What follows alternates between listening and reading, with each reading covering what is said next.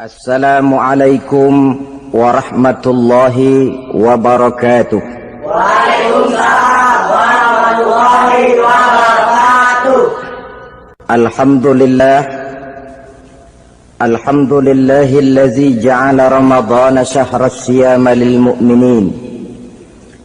Wassalatu wassalamu ala ashrafil anbiya'i wal mursalin sayyidina wa maulana Muhammadin wa ala alihi wa ashabihil mujahidin at-tahirin, amma ba'du. Ma'asyiral muslimin rahimakumullah. Dari jumlah 12 bulan yang ada dalam agama kita, yang dihitung sejak Muharram sampai dengan bulan Zulqa'dah, maka Ramadan mendapat gelar Sayyidus Syuhur. Sayyidus Syuhur artinya raja, penghulu atau tuan dari seluruh bulan. Apa sebabnya maka Ramadan ini dinamakan Sayyidus Syuhur? Sebab yang pertama, Ramadan dipilih oleh Allah menjadi bulan tempat di mana pertama kali diturunkan ayat-ayat suci Al-Quranul Karim. Allah tidak memilih Rabiul Awal, tidak Rajab, tidak pula Sya'ban misalnya, tetapi dipilihnya Ramadan untuk menjadi bulan di mana diturunkan ayat-ayat suci Al-Quranul Karim, seperti yang dijelaskan dalam surah Al-Baqarah ayat 185. A'udzu billahi minasyaitonir rajim. Syahrul Ramadan allazi unzila fihi al-Qur'an hudan linnasi wa bayyinatin minal huda wal furqan. Bulan Ramadan, bulan di mana diturunkan di dalamnya Al-Qur'anul Karim yang merupakan petunjuk dan jalan menuju petunjuk bagi orang-orang yang beriman. Oleh sebab itu, salah satu bentuk ibadah yang sangat dianjurkan di bulan Ramadan diantaranya ialah memperbanyak membaca ayat-ayat suci Al-Quranul Karim. Yang kedua, Ramadan disebut Sayyidus Syuhur karena di dalamnya ada satu malam yang bobotnya khairun min alfi syahr. Satu malam tetapi lebih baik daripada 1000 bulan. Itu dinamakan dengan Lailatul Qadar. 1000 bulan kira-kira 83 tahun. Nilai ibadah di malam itu lebih baik daripada nilai ibadah 83 tahun. Padahal umur orang sekarang kan jarang yang sampai 83 tahun. Bagaimana ini harus kita pahami? Ma'asyiral muslimin, sejak kita akil balik sampai kepada usia kita yang sekarang ini, kalau kita mau jujur bercermin, rasanya kita harus mengakui banyak dosa dan kesalahan yang pernah kita kerjakan. Kalau kita berbuat dosa selama 40 tahun, kemudian kita bertaubat 20 tahun lamanya, kalau menurut rumus dagang, ini kan belum tertutup. Dosa 40 tahun ditebus dengan taubat 20 tahun. Tapi haruskah dosa tidak terampuni? Allah Subhanahu wa ta'ala Maha Penyayang. Disediakannya malam-malam yang istimewa, yang punya nilai khusus. Seolah-olah Allah berkata, hai manusia, kau tidak perlu putus asa. Bagaimanapun banyak dosa kau lakukan, bagaimanapun banyak kesalahan kau kerjakan, nih, aku sediakan satu malam khairun min alfi syahrin, lebih baik daripada 1000 bulan yang disebut dengan Lailatul Qadar. Kapan sih Lailatul Qadar itu? Menurut Al-Imamul Ghazali, Lailatul Qadar itu adanya pada 10 hari yang akhir di bulan Ramadan, terutama pada malam-malam ganjil. Malam 21, 23, 25, 27, dan 29. Tapi orang yang ingin menemukan Lailatul Qadar, dia harus sudah berjaga sejak awal Ramadan. Jadi nggak boleh pakai ilmu ngincer. Tahu ilmu ngincer?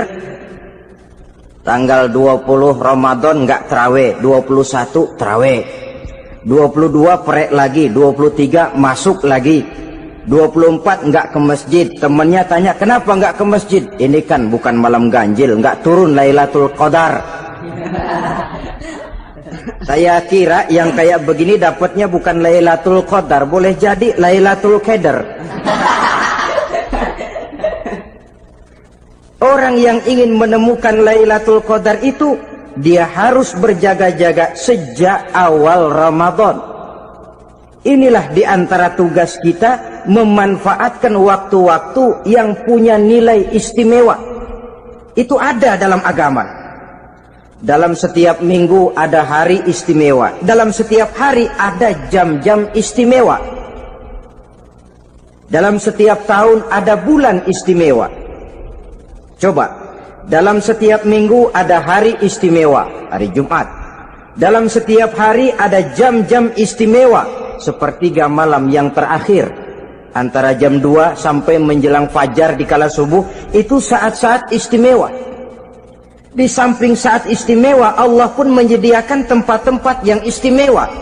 Solat di Masjidil Haram, pahalanya 100.000 kali ketimbang solat di masjid-masjid lain. Begitu di Masjid Nabawi misalnya, ini tempat yang istimewa. Lailatul Qadar waktu yang istimewa yang diberikan kepada kita untuk kita manfaatkan dengan sebaik-baiknya. Toh dalam kehidupan bernegara saja misalnya, kan pada setiap tanggal 17 Agustus itu presiden memberikan grasi ampunan kepada para entah itu tahanan politik dan sebagainya. Ada yang mendapat potongan tahanan. Waktu-waktu yang istimewa. Inilah sebab kedua kenapa Ramadan dinamakan Sayyidus Syuhur. Sebab yang ketiga, Ramadan disebut Sayyidus Syuhur karena di dalamnya nilai kebajikan berlipat ganda adanya. Satu hadis menjelaskan, "Lau ta'lamu ummati ma fi Ramadan, latamannau an takuna as-sanatu kullaha Ramadan." Andai kata umatku tahu keistimewaan apa yang ada di dalam bulan suci Ramadan, niscaya mereka ingin agar sepanjang tahun isinya Ramadan saja. Apa sebabnya? Li'annal hasanata fihi mujtami'atun. Di dalam bulan Ramadan itu berkumpul segala macam kebajikan. Wa ta'atu maqbulatun. Segala perbuatan taat diterima oleh Allah. Wa da'awati mustajabatun. Segala macam doa dan permohonan dikabulkan oleh Allah. Wa dzunuba maghfuratun. Dan segala macam dosa diampuni oleh Allah Subhanahu wa ta'ala. Berlipat gandanya nilai kebajikan yang kita kerjakan di bulan suci Ramadan. Itu sebabnya seorang muslim dalam menyambut bulan suci Ramadan penuh dengan sikap kegembiraan. Kata baginda Nabi, "Man fariha bidukhuli Ramadan, haramallahu jasadahu 'alan niran." Siapa orang yang gembira dengan datangnya bulan suci Ramadan, Allah haramkan badannya dari api neraka. Gembira menyambut Ramadan artinya bagaimana? Apa Ramadan datang terus bakar petasan? Bukan. Pukul beduk? Bukan. Apa gunanya pukul beduk kalau nggak puasa? Apa gunanya bakar mercon kalau tidak melaksanakan ibadah di bulan suci Ramadan? Gembira menyambut datangnya Ramadan dalam arti mempersiapkan diri untuk melaksanakan ibadah dengan sebaik-baiknya di bulan suci Ramadan ini. Ma'asyiral muslimin rahimakumullah. Yang terakhir, kenapa Ramadan disebut Sayyidus Syuhur? Karena di dalam bulan suci Ramadan ada perintah melaksanakan ibadah puasa. Apa istimewanya ibadah puasa? Pertama, yang dipanggil untuk melaksanakan puasa itu iman. Ini panggilan istimewa. Allah menyatakan, Ya ayyuhalladzina amanu kutiba alaikumusiyam. Hai orang-orang yang beriman, diwajibkan atas kamu berpuasa. Iman yang dipanggil untuk melaksanakan ibadah puasa. Contoh, satu hari di depan rumah kita lewat tukang pepaya, tukang duku, tukang duren. Kita panggil satu tukang pepaya, "Bang, pepaya, berhenti dulu sebentar." Kira-kira yang merasa tukang pepaya berhenti enggak? Berhenti. Ini tukang duku sama tukang duren berhenti enggak? Tidak. Tentu tidak berhenti karena tidak dipanggil. Ini Ramadan yang dipanggil orang-orang beriman. Hai orang-orang yang beriman, berhenti dulu sebentar. Berhenti apa? Berhenti makan di waktu siang, berhenti minum di waktu siang. Yang merasa beriman, berhenti. Yang tidak beriman, langsung. Biar Ramadan siang-siang makan jalan terus, ngerokok, ngelepus terus. Kenapa? Tidak beriman, tidak merasa terpanggil oleh ayat tadi. Sekarang tukang pepaya lewat di depan rumah, kita panggil, "Bang, pepaya, berhenti dulu." Dia dengar tapi nggak mau berhenti. Apa kita bilang? Kang pepaya budak. Dipanggil nggak mau berhenti. Ini ada orang ngaku beriman kepada Allah, Ramadan dipanggil disuruh berhenti makan siang, nggak berhenti juga. Mukmin budak. Disuruh berhenti minum di waktu siang, nggak berhenti juga. Mukmin budak. Ini istimewanya puasa. Panggilan difokuskan kepada iman. Hai orang-orang yang beriman. Allah tidak bilang hai orang-orang yang sudah masuk Islam. Tidak. Ya ayyuhalladzina aslamu. Tidak. Ya ayyuhalladzina amanu yang dipanggil. Hai orang-orang yang beriman. Nilai nurani yang paling dalam itu yang dipanggil melaksanakan ibadah puasa. Lalu orang beriman yang bagaimana yang wajib puasa? Pertama, dia sudah balik. Yang kedua, berakal sehat. Yang ketiga, dia mampu berpuasa. Orang beriman macam ini, balik, berakal sehat, mampu melaksanakan puasa. Kalau cukup syarat ini, dia wajib puasa. Kurang syarat, tidak wajib puasa. Jadi kalau di bulan Ramadan ada teman kita tidak puasa, jangan heran barangkali syaratnya kurang. Cukup dalam hati saja, ini orang kurang syarat, makanya nggak puasa. Pak, itu teman saya kok nggak puasa? Nggak puasa, nggak puasa. Dia bukan orang beriman kali ah. Orang yang tidak beriman itu tidak wajib puasa. Beriman kok Pak? Iman, tapi nggak puasa, nggak puasa. Belum balik kali ah. Belum balik, cuma badan doang gede. Bongsor kali itu. Belum balik. Sudah kok Pak, sudah balik, sudah. Tapi nggak puasa, enggak. Gila kali dia ah. Gila kali, sebab orang yang tidak berakal itu tidak wajib puasa. Waras Pak, dia tidak gila, tidak. Barangkali dia tidak mampu melaksanakan puasa karena terkena uzur syar'i. Ini keistimewaan puasa yang pertama, yang dipanggil melaksanakannya iman. Keistimewaan yang kedua, oleh karena yang dipanggil iman, maka puasa dinamakan ibadah sirriyah, ibadah rahasia. Kalau kita sembahyang, orang lihat kan? Lihat enggak? Lihat. Kita bayar zakat, orang tahu. Kita pergi haji, apalagi pergi haji, sekampung nganterin. Tapi kita puasa atau tidak puasa, yang tahu kan cuma kita dan Allah saja. Pura-pura sedekah, nggak bisa. Pura-pura sholat, ketahuan. Gerakannya mesti canggung. Pura-pura pergi haji, kemana perginya? Tapi pura-pura puasa, gampang. Namanya ibadah sirriyah. Bulan puasa, jam 8 pagi, makan. Keluar rumah, bibir lap yang kering. Jalan lemesin dikit. Ada angin, belaga miring. Temennya tanya, "Lu lemes amat, gue lagi puasa nih." Orang lain bisa dibohongi. Sebab puasa memang merupakan ibadah sirriyah yang tahu cuma kita dan Allah saja. Karena dia ibadah rahasia, puasa ini sulit terkena penyakit riya. Ibadah yang lain karena kelihatan orang, gampang kena penyakit riya, to show only. Sholat karena kelihatan orang, gampang kena penyakit riya. Karena saya jadi imam, misalnya di belakang saya lihat ada mertua, wah, saya bikinlah sembahyang saya mantap-mantap, pakai serban, pakai siwak, bahasanya saya paseh-pasehin kayak orang 16 tahun di Mekah. Wah, usolli fardhal maghribi salasa raka'atin Allahu Akbar. Surahnya saya cari yang panjang-panjang, paling pendek Sabbihis sama Wadduha. Akibat apa itu? Riya, di belakang ada calon mertua.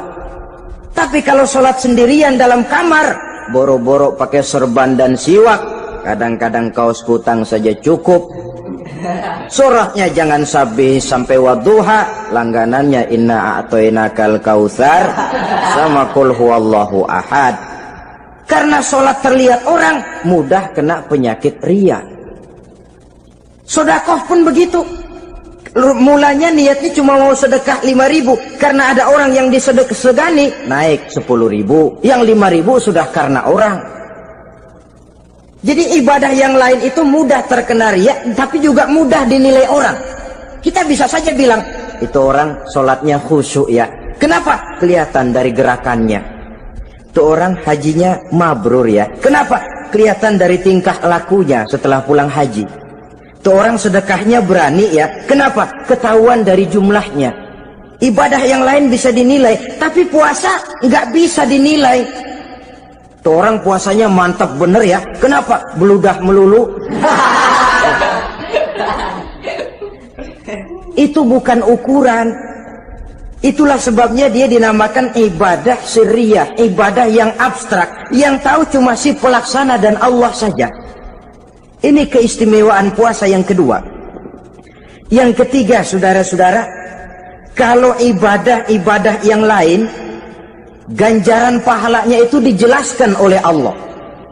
Sedekah kalau ikhlas pahalanya begini, haji kalau mabrur pahalanya ini, sembahyang berjamaah pahalanya ini. Untuk puasa tidak. Puasa Allah cuma bilang as-siyamu li wa ana ajzi bihi. Puasa adalah untukku, aku yang akan membalasnya. Berapa besar balasannya tidak dijelaskan oleh Allah. Apa artinya ini? Kalau saudara kerja, mandor bilang, sampean kerja sama saya, gaji satu hari 5.000. Ketahuan kan, sehari 5.000. Kita bisa kong kalingkong, ada mandor rajin, nggak ada mandor kendor. Pokoknya sehari 5.000. Tapi kalau mandor cuma bilang, kau kerja sama aku, soal gajimu nanti aku yang atur. Tidak dijelaskan berapanya, nanti aku yang atur. Ini kan mestinya kita kerja hati-hati. Sebab apa? Mungkin gaji kita lebih besar dari jumlah 5.000 kalau kerjaan memuaskan. Mungkin tidak digaji sama sekali kalau kerjaan berantakan. Tidak dijelaskannya pahala puasa menjadi sugesti bagi kita untuk melaksanakan ibadah ini dengan sebaik-baiknya. Mungkin gaji sangat besar, mungkin tidak digaji sama sekali. Sebab kata Nabi, kam min shaimin laisa lahu min siyamihi illa al-ju' wal 'atsh. Berapa banyak orang puasa, dia tidak memperoleh apa-apa dari puasanya kecuali lapar dan haus saja.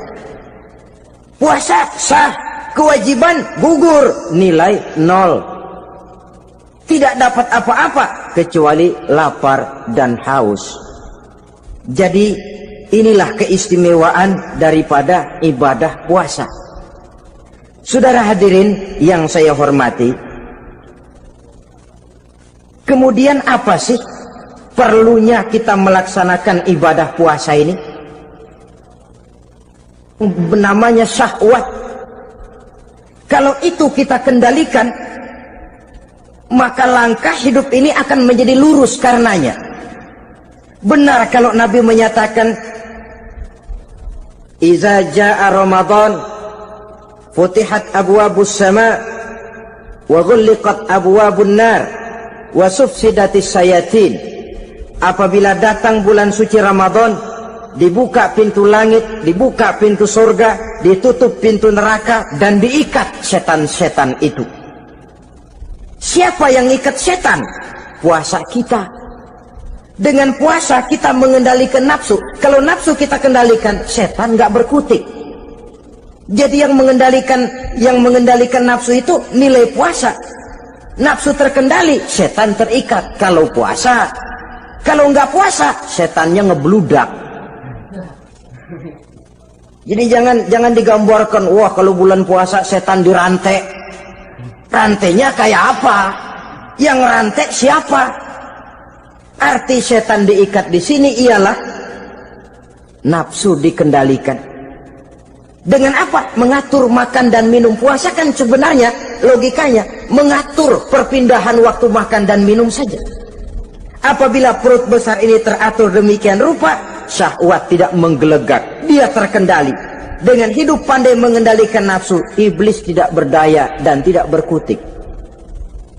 Ma'asyiral muslimin rahimakumullah, Nabi bersabda, "La yu'minu ahadukum hatta takuna hawahu taba'an lima ji'tu bih." Belum sempurna iman kamu kalau nafsumu belum ikut apa yang aku bawa. Yang dibawa Nabi tidak lain daripada syariat, termasuk di dalamnya pelaksanaan ibadah puasa. Karena itu saya pesan kepada seluruhnya, jangan kalau puasa kayak orang ngancem. Siang bisa mengendalikan nafsu, tapi begitu maghrib berbunyi, nafsu sudah tidak terkendalikan lagi. Itu namanya puasa orang ngancem. Kayaknya, biarin siang gua tahan, ntar lo maghrib. Begitu maghrib berbunyi, sudah macam bendungan pecah. Semua isi meja pindah ke perut. Akhirnya, kalau siang dia setengah mati kelaparan, habis buka setengah mati kekenyangan. Dua-duanya jelek. Kalau sudah kekenyangan, yang enak kan ngukur balik. Tidur. Maghrib liwat, isya out, trawek boten. Temennya nyamper ke masjid yuk trawek duluan deh, gua kenyang bener nih. Kenyang. Berbuka itu yang bagus pakai etik ya, etika buka itu. Maghrib berbunyi, cukup seteguk air, 3 butir korma atau sepotong kue. Sholat maghrib. Selesai sholat maghrib, masuk ronde kedua. Waktunya agak panjang, makan ala qadarnya. Selesai makan, berangkat ke masjid, isya, tarawih. Pulang tarawih, masuk ronde ketiga. Waktunya panjang, mau habis-habisan juga nggak apa-apa. Tapi kalau begitu maghrib berbunyi langsung dipukul 1 ronde, kita yang rubuh. Kekenyangan. Waktu siang dia sanggup mengendalikan nafsu, tapi begitu maghrib berbunyi, nafsu sudah tidak terkendali lagi. Asar pengaruh puasa tidak akan membekas dalam jiwanya. Siang jelas puasa, nggak boleh ngerokok. Begitu maghrib sampai imsak kayak lokomotif, kelebul nggak berhenti-berhenti. Tidak lagi sanggup mengendalikan diri, mumpung boleh katanya. Sampai pernah kejadian ada orang bangun sahur kesiangan, bingung dia waktunya tinggal dikit. Mau sahur dulu nggak keburu ngerokok, mau ngerokok dulu takut nggak keburu sahur, akhirnya bareng. Sebelah nyuap nasi, sebelah ngerokok. Itu macam mana rasanya kalau sudah kayak begitu itu? Padahal pengaruh daripada melaksanakan puasa akan terlihat dari sejauh mana seseorang dalam hidup mampu mengendalikan nafsu. Bukan pada waktu memang dilarang, tapi pada waktu diizinkan. Di situ yang paling kelihatan. Kalau waktu siang saudara mampu mengendalikan nafsu, itu jelas saja memang seharusnya wong puasa. malam dalam keadaan makan boleh, minum boleh, masih mampu mengendalikan nafsu, dalam arti makan dan minum pada batas yang wajar saja, itulah yang dikehendaki dari melaksanakan ibadah puasa. Sehingga ibadah itu membekas dan ikut membentuk kepribadian orang. Sekali lagi, jangan cuma waktu siang saja bisa mengendalikan nafsu. Di waktu malam pun dalam kondisi yang memang dihalalkan, kita juga hendaknya mampu mengendalikan nafsu. Jadi inilah perlunya puasa yang pertama, supaya kita bisa mengendalikan nafsu. Yang kedua, puasa itu melatih kita hidup sederhana. Orang sufi mengajarkan orang yang paling kaya ini sebenarnya orang yang hidupnya paling cukup. Sedangkan orang miskin adalah orang yang kebutuhannya kelewat banyak. Maka yang paling kaya, bahkan yang maha kaya, itu sebenarnya cuma Allah. Sebab apa? Dia nggak perlu apa-apa. Makin banyak keperluan kita, makin miskin kita. Coba orang puasa lihat. Kalau sudah jam 2, jam 3, itulah barangkali memang termasuk godaannya dalam melaksanakan ibadah puasa. Kalau jam 1 siang, jam 2 siang, jangankan makanan enak, nangka busuk kita lihat legit. Barangkali cobaan di dalam melaksanakan ibadah puasa. Tapi kalau sudah maghrib berbunyi, berbuka kita kena seteguk air, sepotong roti, 3 butir korma, kenyang rasanya. Kemana keinginan yang tadi begitu menggebu-gebu? Oh, bisikan nafsu rupanya itu. Makin dalam kita merenung, makin sampai kita kepada bentuk kesederhanaan di dalam hidup ini. Puasa membentuk pribadi seorang muslim untuk jauh daripada sifat tamak bin rakus alias rakah. Tamak itu berasal dari kalimat toma dalam bahasa Arab yang sifatnya sudah terukir dari hurufnya. Huruf to, tengahnya bolong. Huruf mim, tengahnya bolong. Huruf ain, mulutnya mangap, perutnya gede. Jadi orang tamak macam itulah. Apapun yang diberikan Allah tidak pernah ada cukupnya dan tidak pernah ada syukurnya. Sehingga Nabi menjelaskan, lau anna libni adam wadiyani min zahabin labtagha lahuma thalisan wala yamla'u jawfa ibna adam illa turab. Andai kata manusia mempunyai 2 buah ladang yang seluruhnya emas, tidak usah kepalang tanggung, ladang emas, 2 ladang semuanya ladang emas, dia tidak akan puas, dia akan mencari lagi ladang yang ketiga. Wala yamla'u jawfa ibna adam illa turab. Mulut manusia ini memang tidak akan pernah penuh kecuali kalau sudah diisi dengan tanah. Kapan diisi dengan tanah? Kalau sudah menghadap ke arah kiblat di liang lahat, nah itu baru mulut udah nggak ngerawil, diam, tenang, kalem, diisi dengan tanah. Dengan demikian kita lihat bahwa puasa makin kita hayati, makin dekat kita kepada kesederhanaan di dalam kehidupan ini. Islam tidak melarang orang untuk kaya, untuk punya harta. Yang dilarang ialah sifat rakus, serakah, dan tamak.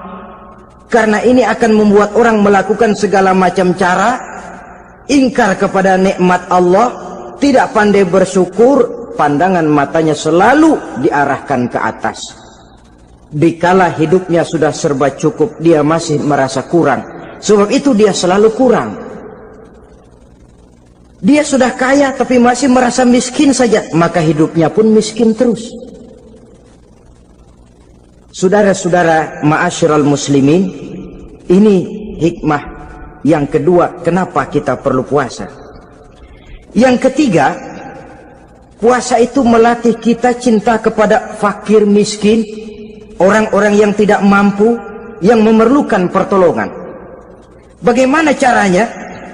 Dunia pendidikan berkata bahwa pendidikan akan lebih berhasil kalau bersifat audio visual. Mengajar anak berenang, bawa ke kolam. Mengajar anak naik sepeda, berikan sepedanya. Mengajar orang cinta fakir miskin, rasakan apa yang dirasakan oleh fakir miskin. Apa itu? Lapar, haus. Kan nggak bisa ngajarin anak berenang teori saja, ke kolam nggak pernah. Teori hafal luar kepala. Gaya dada begini, gaya 200 meter begini, gaya kupu-kupu begini, gaya bebas begini. Teori hafal, ke kolam nggak pernah. Sekali terjun gaya batu. Sudah nggak timbul-timbul lagi. Nggak bisa ngajar anak naik sepeda cuma teori saja.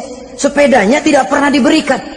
Hafal teori, bab 1 pegang setang, bab 2 dorong, bab 3 kaki kanan naik pedal kanan, bab 4 genjot. Hafal teori, megang sepeda nggak pernah.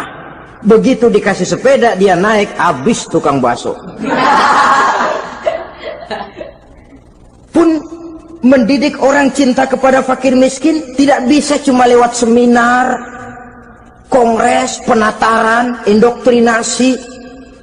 Diadakan simposium, seminar, diskusi supaya orang cinta kepada fakir miskin, tapi yang bicara orang kenyang semua. Bagaimana hati ini mau peka? Islam itu nggak usah banyak teori lah. Rasakan saja lapar haus, enak nggak? Kalau kau tahu lapar dan haus tidak enak, kau lapar haus cuma sebentar. Habis maghrib, laparmu hilang, hausmu hilang. Bagaimana saudara-saudaramu muslimin yang terkapar di kolong-kolong jembatan, yatim piatu yang hidup terlunta-lunta, perempuan-perempuan tua hidup miskin, anak pun banyak perlu uluran tangan, lapangan kerja sulit, persaingan hidup makin tajam, meringkuk mereka di sudut-sudut kehidupan, beratap langit, beralas bumi, tanpa tahu kapan hidup dan nasibnya akan berubah. Di situ pekalah hati untuk hidup tidak cuma buat kepentingan diri dan perut sendiri saja, tapi mampu memberikan pertolongan sesuai dengan kemampuan kepada mereka yang memang memerlukan.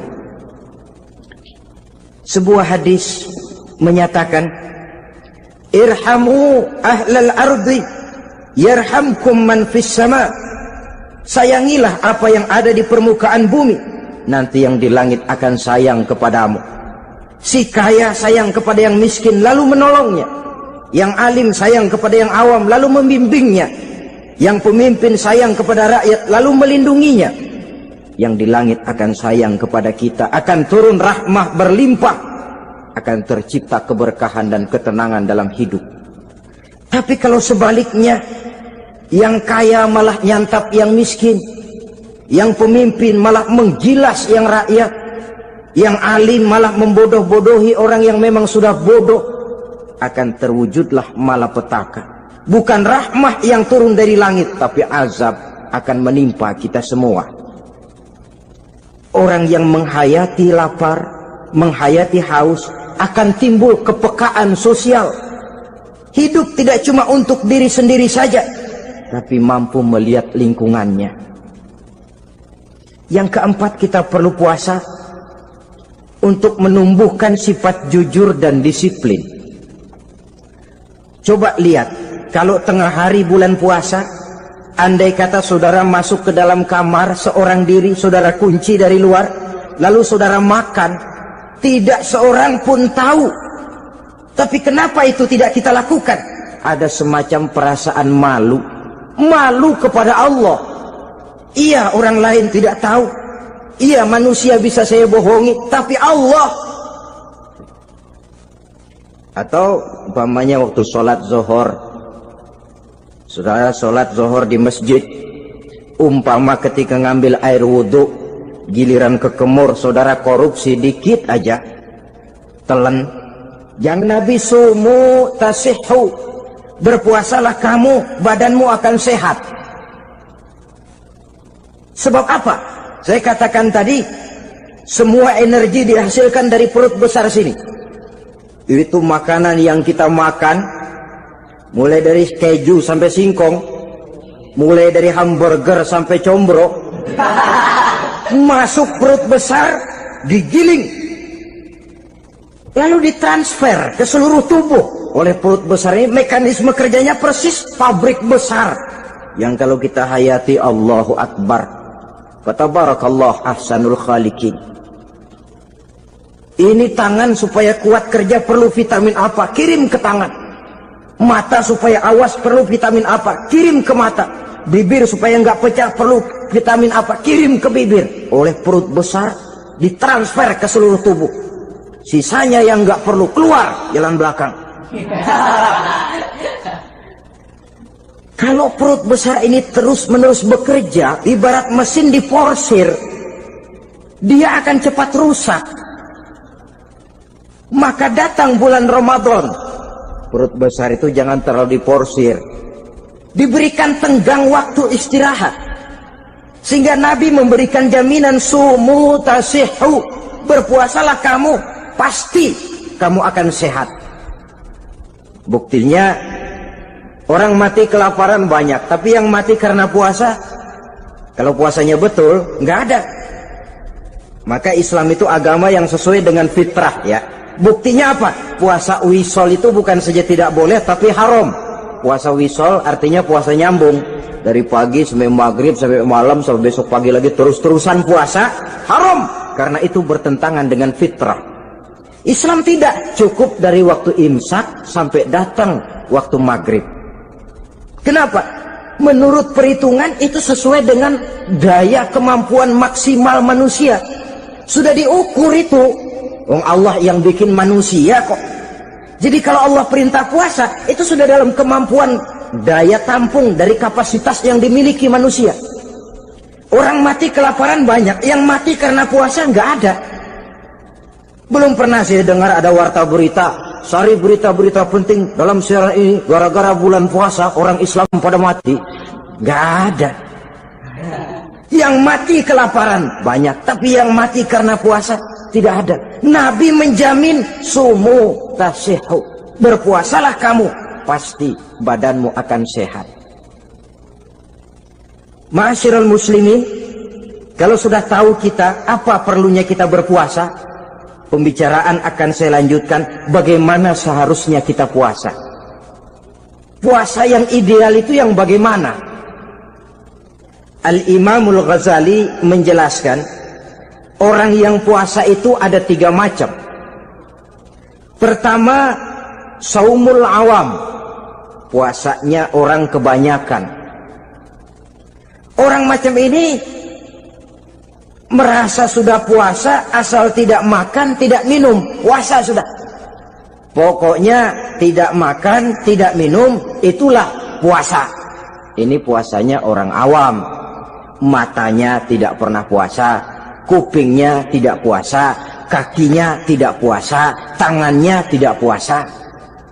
Ini puasa orang awam, kebanyakan. Hasilnya tidak mustahil seperti yang dikatakan Nabi tadi. Berapa banyak orang puasa tidak mendapat apa-apa dari puasanya kecuali lapar dan haus. Puasa sah, kewajiban gugur, nilai 0. Kan rugi ibadah semacam itu. Sebab jangan lupa, yang membatalkan itu kan 2. Ada yang membatalkan pahala puasa, ada yang membatalkan puasa. Bedanya apa? Kalau puasa batal, pahala jelas batal. Tapi kalau pahala yang batal, puasanya mungkin sah, kewajibannya gugur, tapi pahala tidak ada. Kalau yang membatalkan puasa sih umumnya kita bisa jaga itu. Sebab apa? Masalahnya konkret, kelihatan. Apa yang membatalkan puasa? Misalnya makan dan minum yang disengaja walaupun sedikit, batal. Sedikit tapi sengaja tidak mengenyangkan, batal. Mamanya pentol korek yang kecil itu, sengaja telan waktu puasa, batal. Kan sedikit pak, nggak kenyang kok. Sengaja. Sengaja itu yang bikin batal. Tapi kalau tidak sengaja seperti lupa, itu tidak batal. Misalnya hari pertama puasa, habis sembahyang subuh tidur, bangun jam 8, lupa kebiasaan, langsung aja nyerbu ke dapur. Dapat sepiring setengah, ingat, astagfirullah, lagi puasa, betul. Setelah ingat bagaimana? Yang masih ada di mulut keluarkan, berkemur, lanjutkan puasanya, sah. Perkara sepiring setengah yang udah kadang masuk bagaimana Pak? Itu rezeki. Lawang orang lupa. Lupa itu kan jenis yang ma'fu anhu, jenis yang dimaafkan. Makan dan minum yang disengaja walaupun sedikit, batal. Batal puasanya. Apalagi muntah yang disengaja, batal puasa itu. Ukuran sengaja kan kita tahu. Apalagi hilang akal seperti gila atau pingsan, batal puasa. Apalagi hubungan suami istri di waktu siang secara sengaja, batal. Kalau sengaja. Kalau nggak sengaja, enggak. Namanya nggak sengaja. Umpamanya, saya nggak sengaja Pak, tahu-tahu udah nyampe situ, gimana? Yang nggak batal, cuma begitu ingat, buru-buru selesai mandi, lanjutkan puasanya, sah. Jangan begitu ingat sih, ingat Pak puasa, cuman tanggung. Nah, ini tanggung ini yang bikin jadi batal. Dan jangan lupa, orang yang membatalkan puasa karena hubungan suami istri, dendanya paling berat. Seorang sahabat pernah lapor, halaktu ya Rasulullah, ya Rasul, celaka saya. Ma ahlakaka, apa yang bikin kamu celaka? Saya lagi puasa Ramadan ya Rasulullah, saya nggak tahan. Lalu saya nyelonong sama istri saya, pengantin baru ini rupanya. Nyelonong bagaimana? Ya nyelonong.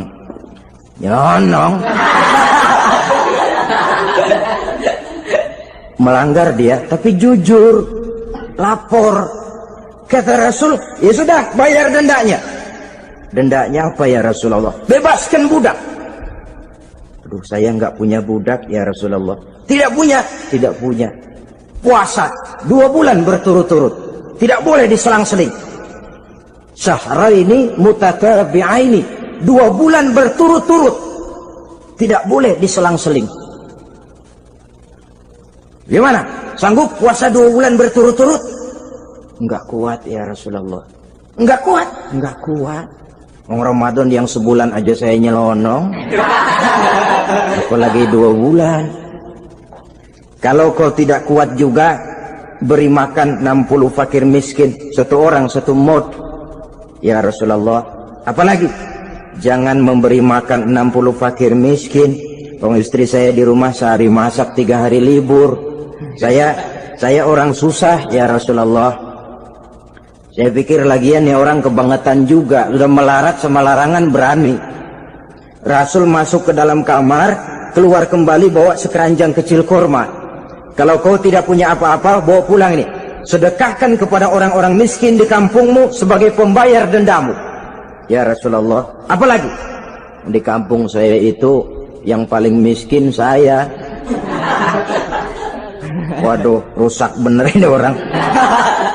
Apa marah Rasul? Beliau malah senyum. Ya sudah, kalau memang yang paling miskin kamu, bawa pulang saja itu kurma, beri makan anak istrimu di rumah. Orang ini udah melanggar larangan, dapat kurma lagi. Yang kedua, watak hukum Islam itu elastis, fleksibel, tidak kaku. Tidak kalau sudah begitu ya mesti begitu, itu tidak. Yang sering kaku kan kitanya umat Islam di dalam memahami Islam. Saudara hadirin yang saya hormati, yang tidak boleh itu pun di waktu siang. Kalau malam sejak maghrib sampai sebelum imsak, pada awal perintah puasa tidak boleh. Tapi ternyata banyak juga yang nyerempet-nyerempet. Sampai Allah turunkan, uhilla lakum lailatas siyami arrafasu ila nisaikum. Dihalalkan bagi kamu pada malam puasa bergaul dengan istrimu. Jadi barangkali di antara pendengar ini ada yang pengantin baru, tolong sabarlah di waktu siang. Tunggu maghrib berbunyi. Kalau sudah maghrib habis buka, mau buka lagi juga nggak apa-apa. Terserah saja. Ini yang membatalkan puasa. Yang kita sulit mengontrol, yang membatalkan pahalanya. Apa misalnya? Ngomong-ngomongin orang. Puasa, ngomongin orang jalan terus. Itu ya tetangga kita.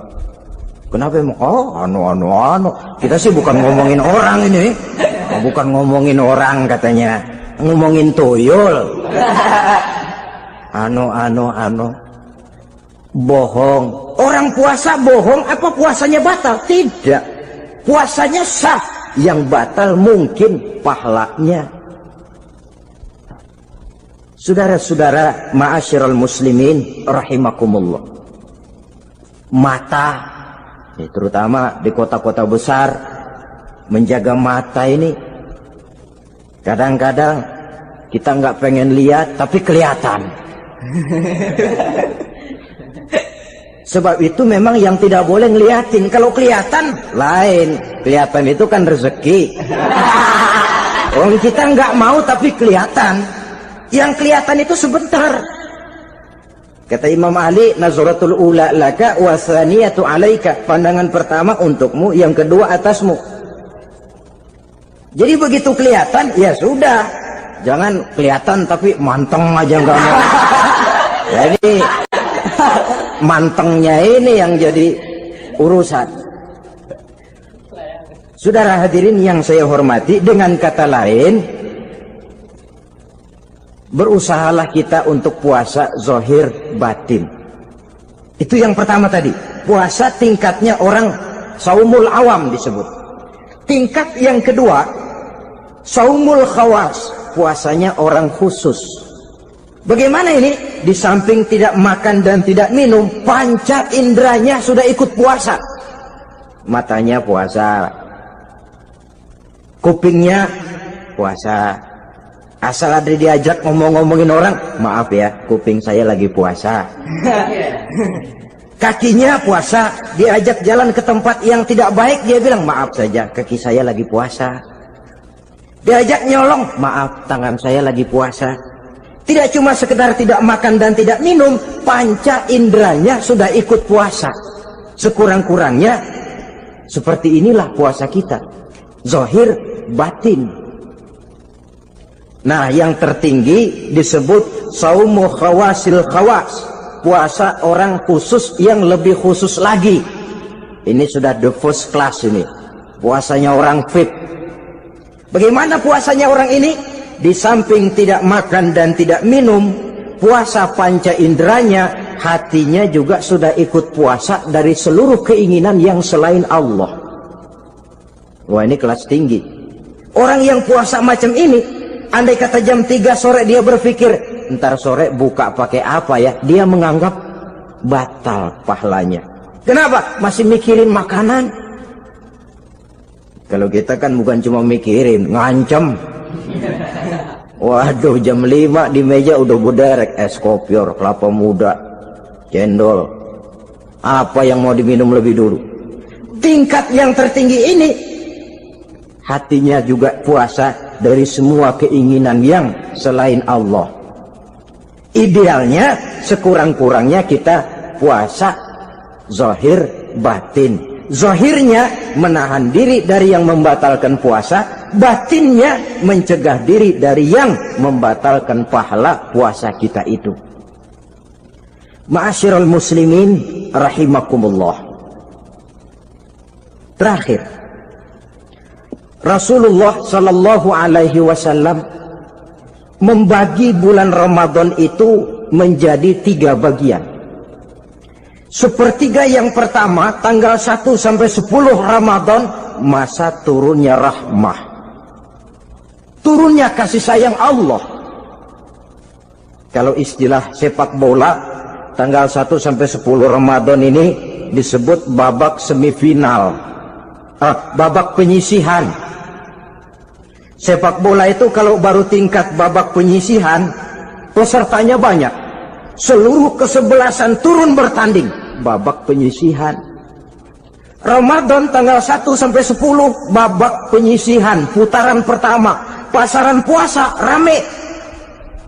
Masjid musola full house, meledak, tidak sanggup menampung jamaah yang tarawih itu.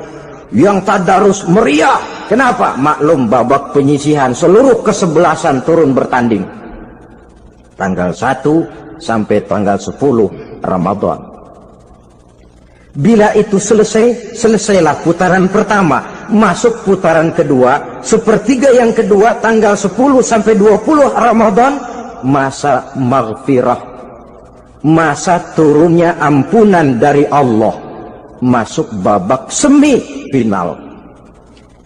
Sepak bola itu kalau sudah babak semifinal, itu kan sudah banyak kesebelasan yang masuk kotak.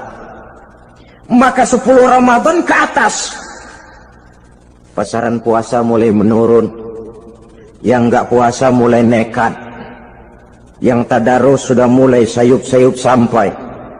Sementara barisan orang sembahyang tarawih di masjid mulai mengalami kemajuan dengan pesatnya. Barisannya makin maju ke depan. Maklum, tidak semua kesebelasan tangguh.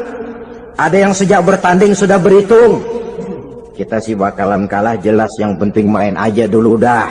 Ada yang rajin ke masjid, motifnya lain, ada karena ikut-ikutan teman, karena malu sama mertua, rajin terawih, karena nganterin, rajin terawih, bayangnya paling belakang berdua lagi. Malah ngeledek begitu imam waladolin, dia di belakang nyaut asik.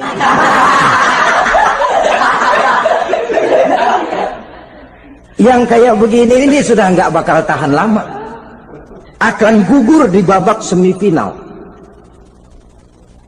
Puncaknya putaran terakhir tanggal 20 sampai akhir Ramadan, masa itkun minan nar, masa pembebasan dari api neraka, masuk babak final. Kalau sudah babak final, ya pesertanya nggak banyak sudah. Ramadan tanggal 20 ke atas babak final, pesertanya nggak banyak. Sebab apa? 20 Ramadan ke atas pikiran orang sudah bercabang itu. Yang punya kampung sudah siap-siap mau pulang mudik, lebaran di buah kampung, puasa ke enggak, yang penting pokoknya lebaran. Yang pegawai negeri gajinya kecil, anaknya banyak, palanya ngebet.